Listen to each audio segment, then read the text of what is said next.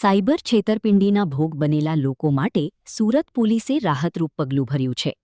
છેલ્લા 6 મહિનામાં ઓનલાઈન ઠગાઈના શિકાર બનેલા 61 વ્યક્તિઓને તેમના ગુમાવેલા કુલ ₹2.52 કરોડ પરત આપવામાં આવ્યા છે.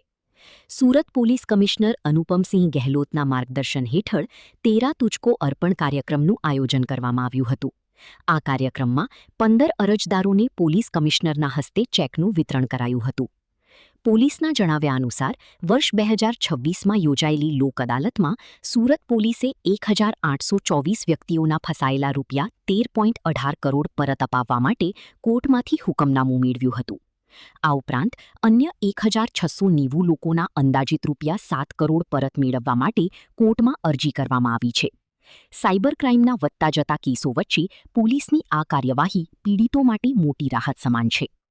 આજે 13 तुझको अर्पण अपना एक प्रोग्राम રાખવામાં આવેલા છે, જેમાં અમારા 61 જેટલા સાયબર ક્રાઇમનો શિકાર થયેલા અમારા પ્રજાજનોના કુલ ₹2.52 લાખ ટોટલ રિકવર થયા અને બધા લોકોને પરત જો આપવામાં આવી રહ્યા છે. ત્યારે આજે એક અહીંયા નાનકડા 15 લોકોના એક કાર્યક્રમ રાખવામાં આવેલા છે, જેમાં ઘણા બધા લોકોના તો જેના 100% રિકવરી થઈ ગઈ છે, મળી ગયા, અને અલગ અલગ એવા લોકો હતા જે પૂરી મહેનત અને એની કમાઈ હતી, પૂરી જિંદગીમાં સારી મહેનતને કમાઈ હતી, એના પૂરા પૈસા સાયબર ક્રિમિનલો કોઈ ઇન્સ્યોરન્સના નામે, કોઈ પોલિસીના નામે, કોઈ અલગ અલગ નામે જો લઈને જતા રહ્યા હતા.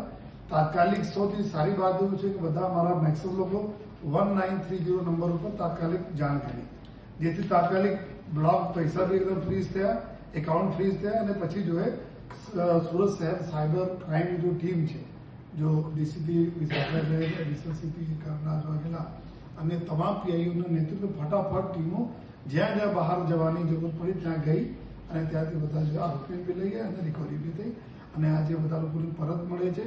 એનાથી ખુશી કોઈ બાબત નથી.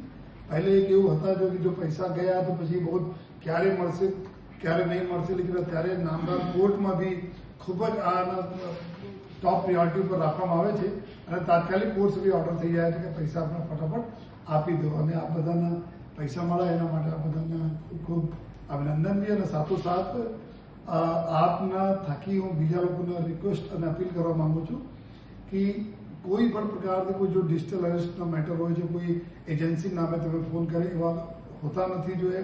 ઘણા બધા લુભાવની સ્કીમો નામે કરે, એમાં તમે નહીં ફસાવો.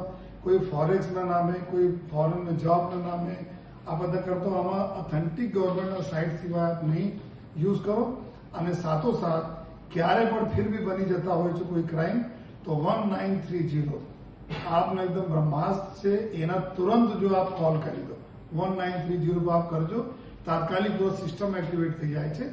અને પહેલેથી જો અમે લોકો જો પોલીસ સ્ટેશનમાં કર્યા છે જ્યાં બી ત્યાં પણ આપ જાણ કરો, એવી બધાને અમે આપ થકી અપીલ કરું છું. જોઈએ અને ફરીથી જો અમારા 61 લોકોના ₹2.5 કરોડ વધુ રકમ મળ્યા છે એના બધાને અભિનંદન આપું.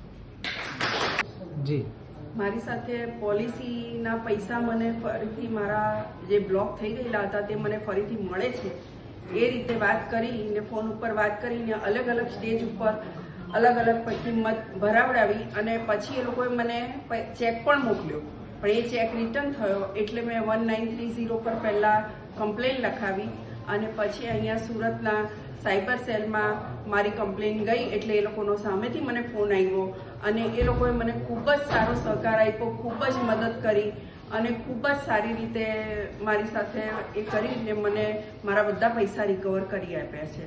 એટલે કોઈએ પણ ગભરાવવું નહીં, કોઈએ પણ ચિંતા નહીં કરવી, તરત જ સાયબર સેલમાં જાણ કરવી, અને તરત જ આપણા જેટલા પણ પૈસા ગયા હોય, જે રીતે ગયા હોય તે રીતે તરત જાણ કરી અને તમે આગળ વધશો તો તમારા પૈસા પણ દરેકના પાછા આવી જવા માટેની શક્યતા છે.